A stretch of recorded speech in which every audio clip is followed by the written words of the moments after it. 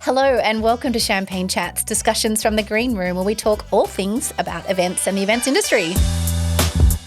Today on the show, I'm excited to host a very special guest.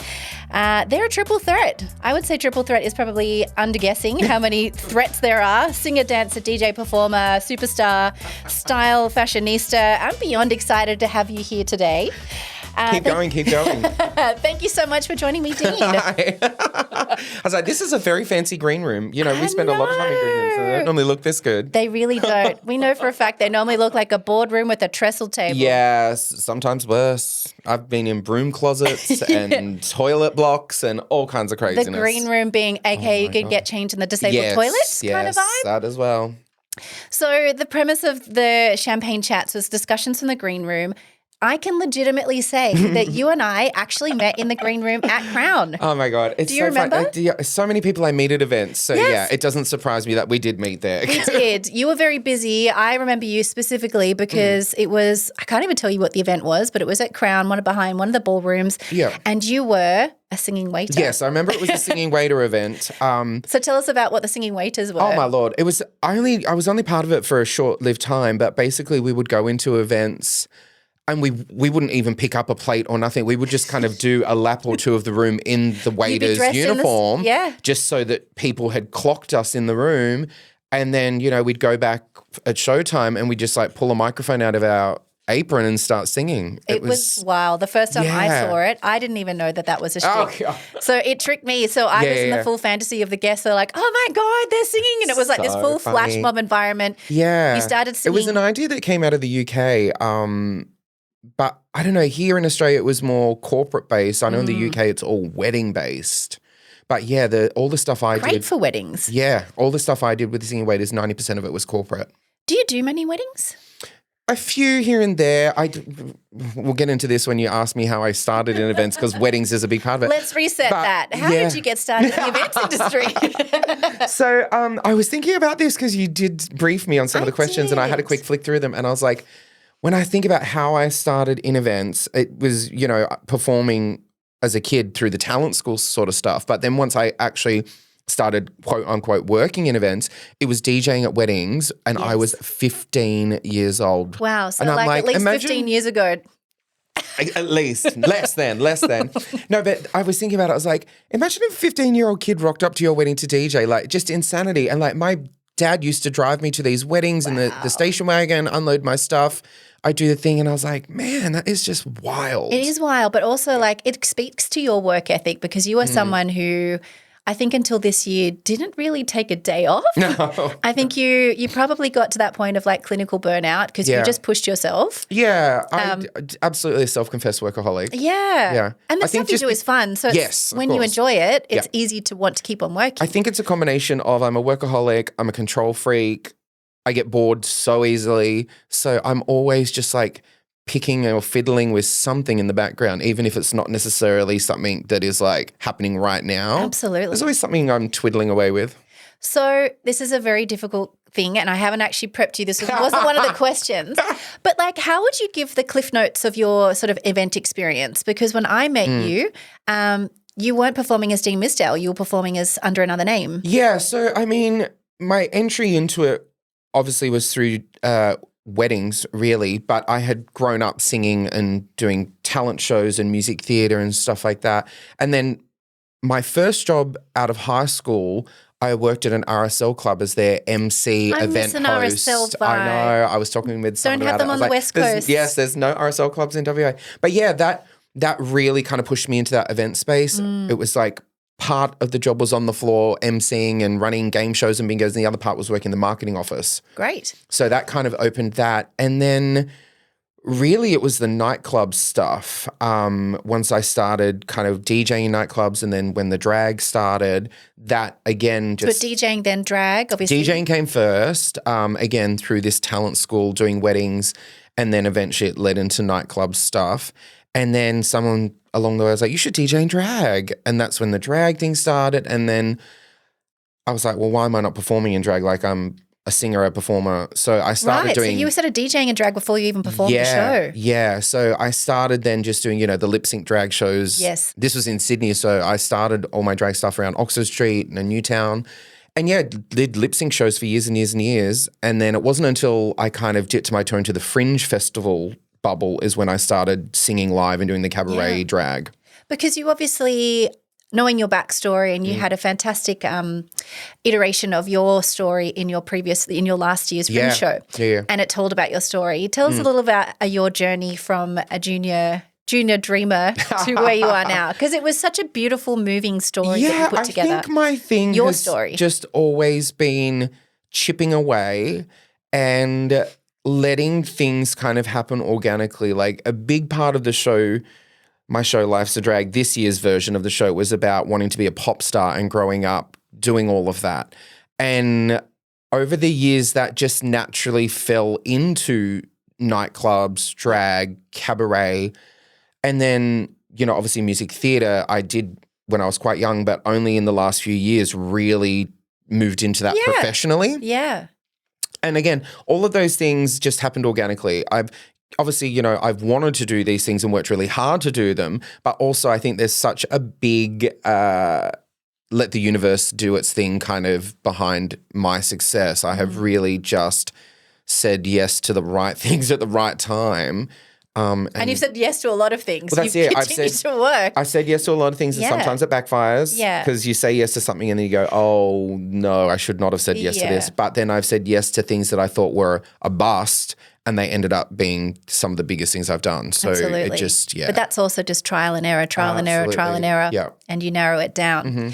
But what I loved out of your show was the storytelling, the support from your grandmother and her belief in you, and that was something that was a really nice thing to start to see the behind the scenes, because a lot of people would see your drag persona, originally Feminem. And then you've been performing under your name, Dean Misdale. So, and that really sort of, when you started doing that, it started showing like, this is me. I am. Yeah. Because there's not really a great deal of difference in my experience from Dean Misdale to Dean Misdale. And that, again, that happened naturally as well. The drag name was the DJ name, really, because I started DJing in drag first. Right. So I just kind of kept that when I started also performing in drag. And then again, over the years, transitioning out of nightclubs into Fringe, music theatre, a lot of people were starting to kind of ask that. They're like, oh, well, you're in a music theatre show, so you're performing as Feminem or as Dean. Like, how do we bill you? Yeah. And again, it just became this natural fade away. It never really came up. Like, it wasn't really an issue before. No, it hadn't been an issue prior to that. And yeah, I just kind of transitioned out of it slowly, changing social media handles one by one and letting people know. But it certainly hasn't slowed down my career or it's absolutely accelerated. So yeah. And you mentioned before working in Sydney, so you're not from Perth originally. Where are you from originally? So I'm born and bred from the western suburbs in New South Wales. I grew up in Eastern Creek, just near Australia's Wonderland and the Raceway. Yep. And then we moved to the Central Wonderland, Coast. that's dating us, isn't it? I know, that but place. it's so amazing. But and then we moved to the Central Coast just as I was starting high school. And that's where I really fell into music and performing arts through the talent school. I went to a Johnny Young talent time sort of school. They were just huge at the time. And they everywhere. were really...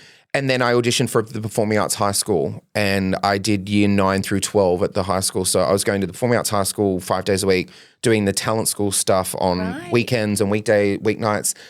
Just all I remember from those like mid to late teenage years is just nonstop performing school music every minute of every day. Living and breathing this kind of art. And even, you know, from an interview perspective, I've said to my guests, I just want like smart casual, because I want to interview the guest, not like the persona. No. This is for you. This is it. I know. Like, this is very well. And I love that about you. Don't get me wrong. You will catch me at the supermarket in trackies. But I don't know if I would. But, but no, I'm like, oh, I'm going out for lunch. Yeah. Oh, I'm putting on something cute. Like, yes. Oh, I'm going to a meeting. I'm putting on something cute. I just love that. Now, I also feel the same, but like, because it makes you feel good. Yeah. And you'll see people that are like, oh, I love that. I could never wear that. And you say, why? Yeah, that's a choice you made. Just do that. I make the choice to wear this because I want to. Because I want to. It makes you feel good. I'm all about that. This is really difficult because the amount that your career has accelerated from my perspective in the last few years just seems like it's really quantum leaps. Yeah. But it's obviously been a whole lot of experience and lead up to that. Yeah. There's no such thing as an overnight success. There is no such thing as an overnight success. Know that for sure. And if it does happen, then those people are the 1 in a million lotto winners. Yeah. Honest to God. Honest to God. And I know you sort of take things as it comes and take opportunities, but do you have an idea about where you want to be or where you think you'll be in the next 5 to 10 years? I've been thinking about this a lot because I have been doing so much and I'm like, well, what happens when this does eventually start to cool down or fizzle out? And one thing I love doing outside of performing is I love being the producer of my own shows. Yes. I get such a kick out of that. Having worked with some not so great event coordinators over the year, I think I've learned a lot. And I think that's something I would potentially transition into instead of being the talent on stage, is working alongside the talent or booking the talent or, potentially running events. That might not be for another 10 years. Like absolutely. I'm so happy being on stage right now. But yeah, even working in a theater, like as a theater manager, there's kind of endless opportunities within the world of what I do as to where I could fall when I am ready to kind of stop being on stage. But I don't think that will happen. No, people say I that know. about how long is a DJ thing going to go? Oh my God, I know DJs in their 60s. Right? Yeah. I don't feel like this They're is a career phase. DJs. It's That's a what they career are. job. Yeah. I will work until retirement. Yeah, I think I'm hoping my retirement's 50. a lot of people do see but they do seem like see it there's as a young person's thing. Yeah. And, don't get me wrong, a lot of the DJs that I have worked with previously, they have stepped away from it over time. And, when I go I don't work in the nightclubs a lot anymore, but when I do, I am surrounded by young DJs. Oh, yeah. I'm one of the oldest ones there now, which is scary. But there's a lot of them move on and a lot of the older ones stick around. Yeah, so there is a phase for some people. Still, I ran into a DJ the other day who I'd known through the industry for 15 years or more, and he's still out there playing great music. Love and it. Yeah. So yeah, we live in an ageist world. Exactly. But my age currently is 100 mil of Botox. So that's where it's working for you. I love it. I have this as a question that I haven't actually asked anyone else, but for you specifically, I know that you work in a really competitive space and you've really elevated yourself because of your experience. But are there things that you work on to stay on top of your side of the industry? So what are the things outside of performing that you continually working on to?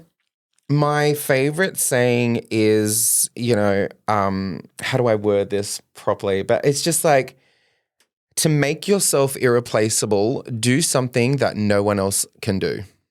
I love that. I love that. And for me at the moment, that is my live singing, my skill as a producer, the fact that I can perform in music theatre, with a band, with backing tracks. In and out of drag. I have kind of, positioned myself to almost be this quote unquote jack of all trades. Yeah.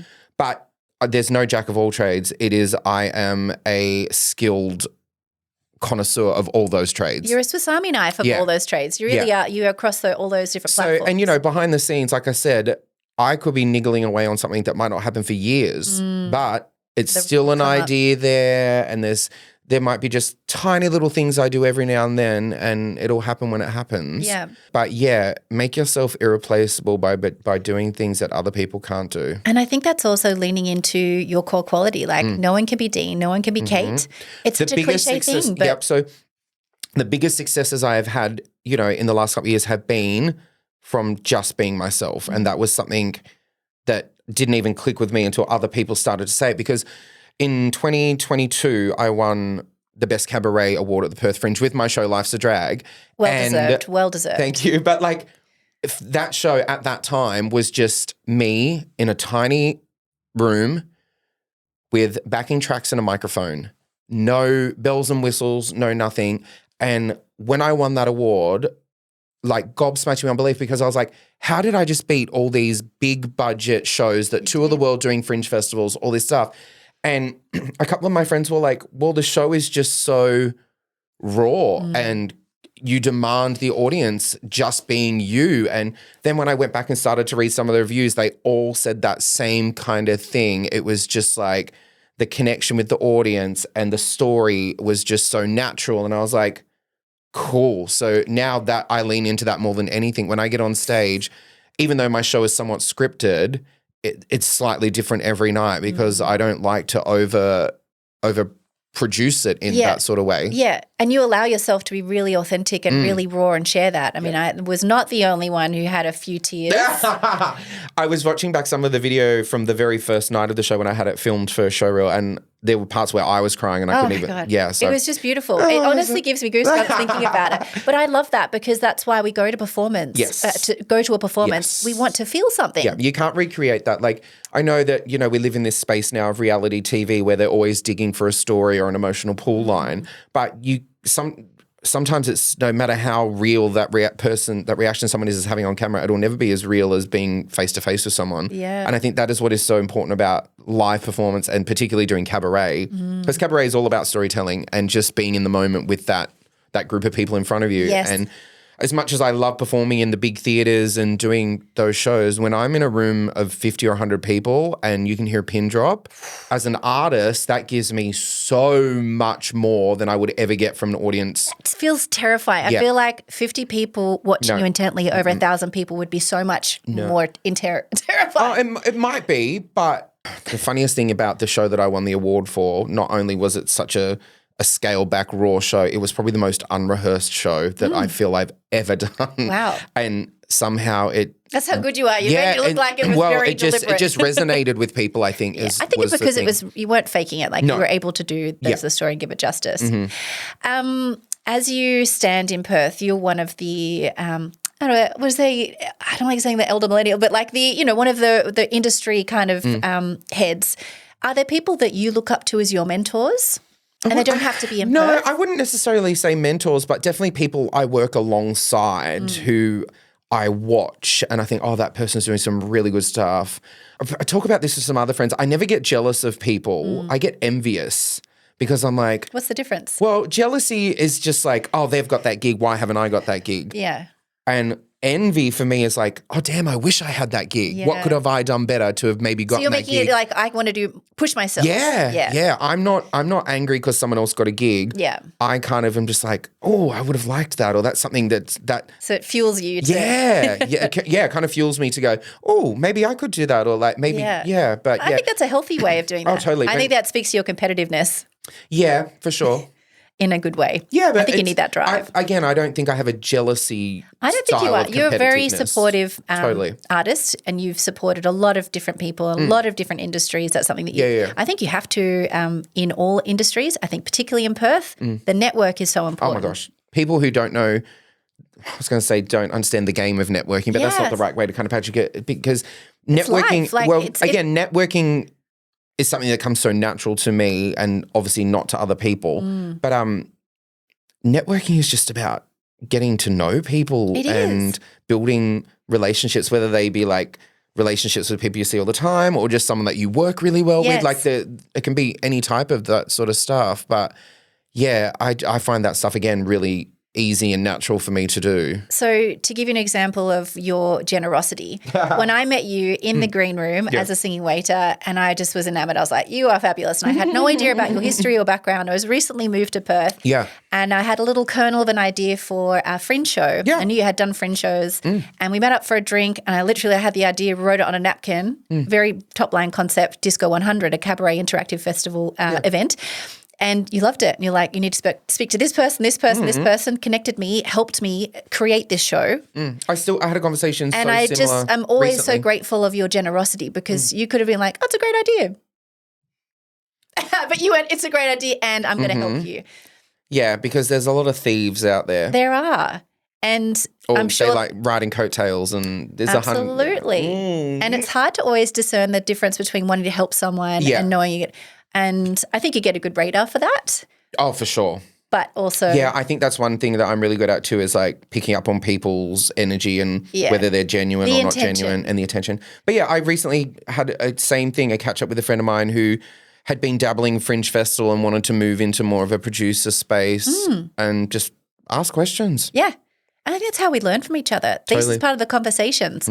I realized that events, working in this industry, it's just not a normal job that most people would take on because it isn't a 9 to 5. You don't just go there and leave. It's all consuming. It's really an obsession. Absolutely. And people who work in this industry are equally obsessed, whether or not you're lighting directors or performers or technical.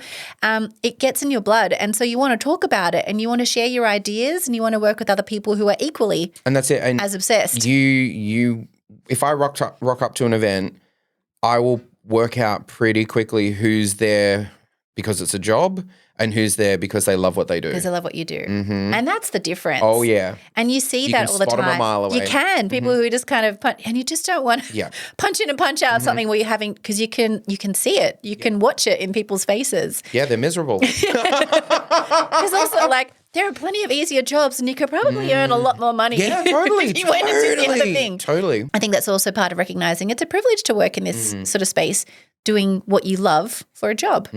One of the things that I've written down as a question that I haven't asked anyone else that I just specifically want to ask you. I'm getting thrown all these curveball questions. I do because it's a new format and I'm still sort of working out where I want this to go. I know who I want to speak to. I just know I have some really interesting friends and cool people that I know and we just love talking about events.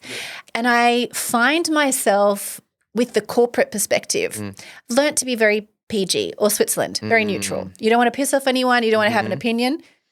You are not that person. Oh, my God. You are say it as it is. The amount of tongue biting I have to do to keep myself in check. Yes. And that's a skill I've had to learn along the way because I have put my foot in it many times. And I just had to, prime example, I had to deal with something last week where I had to send the most professional fuck you email I could. And it clearly worked because I got a very big backpedal of an email in response, which I was like, as per my previous email. Yeah, very that. I was like, so they knew that they were in the wrong. I was like, don't come for me because I will bring the receipt book. Yes. But yeah. That line of like, because you are very honest and upfront and I love that about you. But when you are that way, do you find that gets you in trouble sometimes? Not overly, again, because I've learned how to manage it. But previously, I think absolutely it has done me damage. But you live and learn. I think that's okay. And, like I said, I started when I was 15. I know. And so some of this stuff it's like 3 lifetimes ago. Yeah, really. And a lot of this stuff you learn on the go. So sometimes you have to make mistakes to move forward. Otherwise, you just tread water forever. I get a lot of people trying to PG me down. I'm like, why did you hire a drag queen? Right? This happens quite a lot with when corporate events will bring in a drag queen and they've clearly not done any research on how they perform, especially when they're asking comedy. If they want to do like a lip sync or something, fair enough. Yeah, drag queens are like any other performer. They have their skill sets. Yeah. You wouldn't ask a singer to come do a stand-up comedy set and you wouldn't ask a comedian to do a DJ set. Yeah, absolutely. Yeah. Because you're hilarious, but a bit cheeky. Yeah. And that's your. Yeah, and I've had to, again, learn how to navigate that for sure. Like, when you sort of morph into that space, it's obviously understanding your audience and reading the room with that. Something I've learned recently, again, just through little hiccups along the way is I need to ask more questions than I ever thought I would because I get caught out sometimes just because the expectation versus delivery or reality is like lost somewhere in translation. And I've gotten to an event and done things and they're like, oh, that's not what we expected. And I was like, well, there was nothing in a brief saying A, B, C, and D. So yeah, sometimes I feel like I take things at face value a little too much and they don't do their research and then that can create the perfect storm. Absolutely. I think that's really a good advice. I think one of the critical things you learn when you're working in events for as long as we have is an event brief is critical and you don't always get it. And so quite a lot of times you're sort of there chasing. I do what you call a reverse brief where I type up their brief and send it to them and say, is this correct? Yeah, that's really good. And I find that really helpful and that's just after years of years. Yeah. But sometimes you'll still get there and their expectation of what they think you're going to do and it's that it could be the event manager's experience. Everyone else is having a fabulous time, but the event manager wants this one specific thing irrespective. And that's the sensitivity about working in events. You can't be all things to all people, but that's literally what we try to do. Yeah. My biggest thing is let me do what I do and it'll be fabulous. Yes. I've done this a million times. You've hired me, just let me do it. Yeah. But then, sometimes you don't get those briefs. And a lot of my work I mean, there's a catch-22 to this, but a lot of my work comes directly to me where I'm dealing directly with clients, not always an event coordinator or an agent. Yes. And I get some crazy emails from, they're people who aren't in the industry, right? But they're just like, hi, how much for you to come do an event? Yeah. And that's all it will say. And I'm like, but for a lot of people, like, that's a reasonable question. For us, we're kind of like, okay, we need to start. How long's a piece of string? Yes. Here are some questions. Let's come back. But it obviously means that you're dealing with someone who isn't experienced in events, and there's a lot more. And again, I had to learn that from other friends. I had to learn those questions to ask. Yes. And luckily, again, I've had friends who've been very generous with me along the way to give me those little, you need to ask this or check with this. Like, this should be standard. If it's not, red flag. Yeah. So, I mean, I still do it with you. You do. And I'm like, hey. I love it. What's this? Do you do that? Yeah. But I love that I'm one of those friends because it's also like we kind of share, like, I definitely have more corporate experience. And when I was doing fringe stuff, I was like, number one, I'm going to go to you. And it's all about working with your network and understanding who you can support each other. And also not just taking, like, when you've done shows, I'll come and see them. Yeah, of course. And you'll come and see me. And I think it's not just what you can get out of it. It's kind of the more you put into it. If I've got a night off and I can go see a gig and know that it's going to be a gig that I'm really going to love, I'm like, where, when, like, let's go. Exactly. I love it. Exactly. Yeah. And I think that's a real difference. If you love it, like, why would, in your spare time, like tonight, I've got tickets to go to the FIFA World Cup. Amazing. I don't even know who's playing.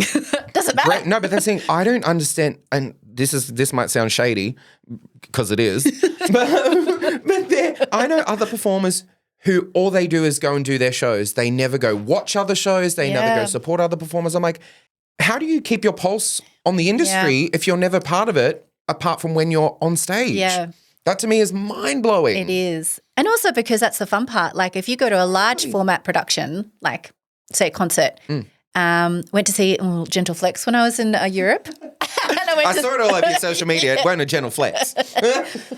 We saw Depeche Mode in Sweden, and the scale, it was insane. Yeah. And the scale of the production, like, watching the show, amazing. I spent half the time, like, doing this, just looking what's going on around. I'm the same. If I'm at a concert, and the lighting, I know, and I was I'm doing a 360. I'm like, what's going on here? I was just even like, I was so impressed with the security guards, how kind they were, like how the organization of the Swedes, how handsome and tall the Swedish people are. I mean, I was with my partner's 6'3", and I couldn't find him in the crowd. But that's people. I think again, back to people not being part of the industry, they really have no idea what it takes to put on something like that. You have to be immersed in it. It can't just be looking at your lens because you know your angle. You have to learn. And I know what I'm here to do, and everyone else, plays a part in that. Like for instance, just doing "We Will Rock You." We did one day after one of the matinee shows, we did a Q&A, and I can't even remember what the question was. And I was the one who got pulled up to answer it. And I said, I might be the one on stage, but I have two people backstage who are basically dressing me, like, because some of my changes are really fast. They are. We have people miking us up and sound checking us. We have a stage manager doing this. Like, the people, or what you see on stage is possibly a fraction of what actually happens backstage. The real show happens backstage. Yeah. In the green room. Oh, and in the green room or the dressing room, depending. The dressing room, yeah. If you get a good dressing room, it makes it even better. Or I should say, the people who are in the dressing room. Exactly. But the production or the stuff that happens behind the curtain or behind the stage or whatever is 10 times more than what you see on stage. It's wild. So your quick dress change, what do you call it? Quick change. Quick change. Yeah. Not just a clever name. Like they are legendary. Like they are lightning fast. Lightning fast. Lightning fast. And it, like you see people's faces, and I'm still impressed. And I know what's coming up. And sometimes I've been in an audience, and you've come out, and people, I'm looking at them next to me, and they're like. Because 9 out of 10 times I will do a head to toe costume change. It'll be wig, shoes, accessories, everything. belts, whatever. It's kind of like I don't like to watch the sort of magic behind the scenes. Yeah. I like to have a bit of the illusion. Oh, of course. Like I want to enjoy the fantasy, and I do need to know. So you had like two people helping you with We Will Rock You to do the costume changes. Yeah. So there's obviously a system that you have. How many people work backstage in a production? Like you've got the amount of performers. Yeah. Would there be the equal amount of performers backstage as front stage? Not for that show, but for some shows, possibly more backstage than on stage. Really? We Rock You, We had a fairly tight backstage team for this version of the show. We had 2 dressers, and while they were personally dressing me, they were also helping everyone else in the show. Yeah. And then, we've got stage manager, stage assistants. I think there's 2 of those. Someone operating the Revolve, someone operating the tech screens, a backstage sound guy, a front of house sound guy, 2 follow spot operators. Like, it goes on and on and on. It's huge. There's probably about 20 or 30 people just working the backstage and tech sort of stuff. It's incredible. And all these people are required in order for you to get up on stage and do what you do. And it is a team. And it's always like you get to take the credit of being the one performing, but all the people behind the scenes that make these productions happen 100%. are just remarkable. And the commitment and the... Yeah. They've gone through years of it as well. Exactly. Training and skills and da-da-da. So, that's, I think, we've seen that a lot in the last couple of years with the pandemic, how devalued the arts is. Because we were kind of, tossed to the side through a lot of it. No, it is also very appreciated. much. The work that goes into it. And I love the level of productions that have been coming to Perth, because that's the ones I've obviously been seeing. The levels of the stage productions. I was speaking to someone, apparently throughout the pandemic, they were able to spend a bit of time working on sets that had been, the shows had been postponed, and then they were able to invest. Level them up. Yeah. I'm very excited to kind of see how that evolves, because it definitely feels that there's a hunger for people to go and see live things again. I've noticed less of a drop-off in the corporate events. You would almost get like 50% drop-off or something. So now people are like, I'll go. Is it? I still feel like I'm dealing with some backlog stuff. Yeah. Like, this was meant to happen in 2021. And I'm like, okay. Like, and even like, it's weird when that happens, because I but it is self-produce, because I self-produce a lot of stuff. The amount of venues that are booked up so far ahead because of this backlog. It's crazy. It is. And it's first world problems. It is. I'd love to know, because you've just done so many cool events lately, but do you have any particular events that stand out in your mind as like those real milestone events for you that... Oh, God. That's a tricky one. Professional accomplishments, as I've gotten written down. I mean... But a favourite event, like those ones that kind of come to you and then you come back and go, I forgot about that one, but like something that you look back on and think like, wow, I can't believe I did that. I mean, We Will Rock You, the very first time we did it, which was 2018, because I hadn't done music theatre in a long time. So that was before, but 2018, 2019, so... Pre-pandemic, the first time we did it. So you had done it before that? Oh, I didn't know that. Yeah, so the very first time we did the show was not long after I had all the Adele stuff happen. Oh, we'll go back. So we can circle back to that. But because I hadn't done a whole lot of music theatre since I was a teenager, when I got cast in that, and that is its own story in itself, which would take hours to get through. But long story short, I was approached to do the show. They came to see me sing at a gig, and I was kind of offered the job on the spot, and kind of got thrown into this show super quickly, straight into rehearsals. My name was on the back of buses and billboards overnight, it felt like. Wow. And that was crazy, because it took me out of nightclubs and 100-seat cabaret bars into His Majesty's Theatre. And even though I just said I love doing the small venues, but I think one of the things I love about doing music theatre is I don't do big long runs of it. It's usually a couple of weeks, a month at most, and that it fulfills my music theatre, for that window of time. And to go perform at His Majesty's Theatre, which is breathtakingly beautiful, and I had, like I said, I'd just come off this huge viral moment, and it just felt like I was the star of the world. It was unbelievable. And that is actually not an understatement. So you need to talk me through this viral moment. So the Adele thing happened at the beginning of 2018, and then I did We Will Rock You later in the year. It was just after the Fringe Festival had finished. Adele was here with her tour. Yes. And everyone was like, oh my God, you have to go to the show dressed as Adele. You have to. And I had bought the most expensive ticket to the show. Like, literally, I was in this inner circle part of the stage. Golden circle. You're dressed as Adele. And your Adele is spot on. And I was there with my friend and flatmate at the time. He's a performer as well.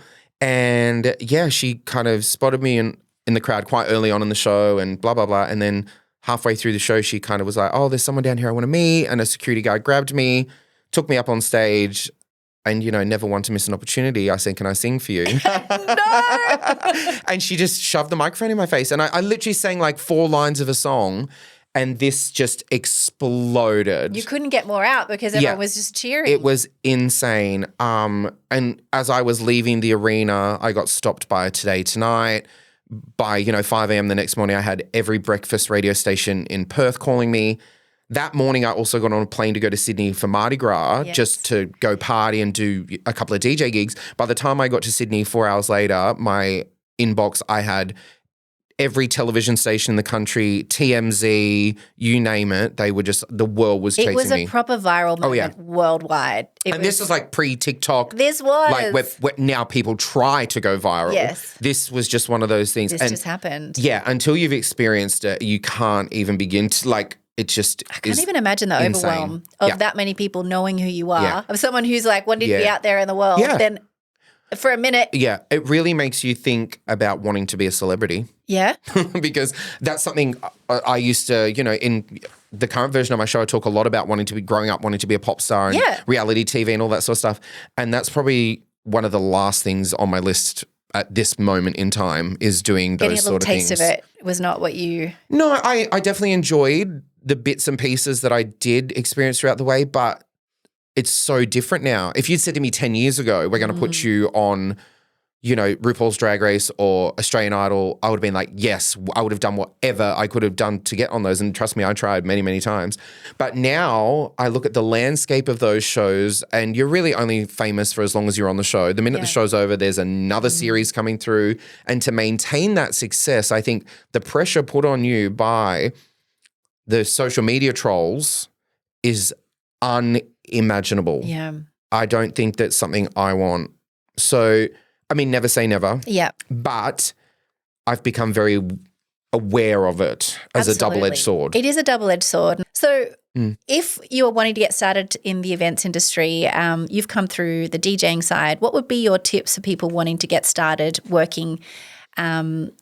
You're a drag performer, so this is specifically for drag. Yeah. But just people in the industry in general. Do you have any words of advice for young people wanting to get started? I got asked this question on another podcast I did recently, and they're like, have you got any tips for like young performers or whatever? And my tip is just do it. Stop talking about it and just do it. Like, love that. If we're talking about drag specifically, there's a few amateur open mic kind of nights specifically for drag around Perth. Go do them. If you look bad, too bad, you'll get better. If you perform bad, too bad, you'll get better. If people laugh at you, go back next week and make them eat their words. Yeah.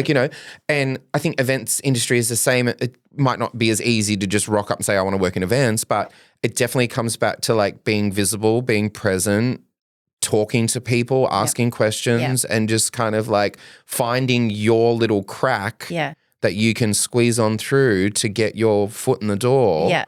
And again, be unique, be yourself, be individual, stand out from the crowd. And it sounds like a cliche, but it is just really the way that it is. Yeah. And you do see a lot of people with the copycats. They can't copy you. So if you are truly who you are, you can obviously we've all found inspiration. I find inspiration from you. Yeah. But inherently, if you go out there, be the best version of yourself, you're going to do better off. Action speaks louder than words. You can sit at home and say 100 times over on social media, oh, I'm going to do this. Or, well, unless you actually go and do it, it doesn't mean anything. Yeah. It is. Yeah. I love 100%. Fantastic. It's been so fantastic having you here today, Dean. We talk all day. This is what we do. It is what we do. And so really thank you also for the inspiration for this, because you were one of the first people that popped into my mind that I wanted to chat to, because I feel like we have these conversations literally we'll probably stop filming and continue having a conversation about it. We were talking for half an hour before we started.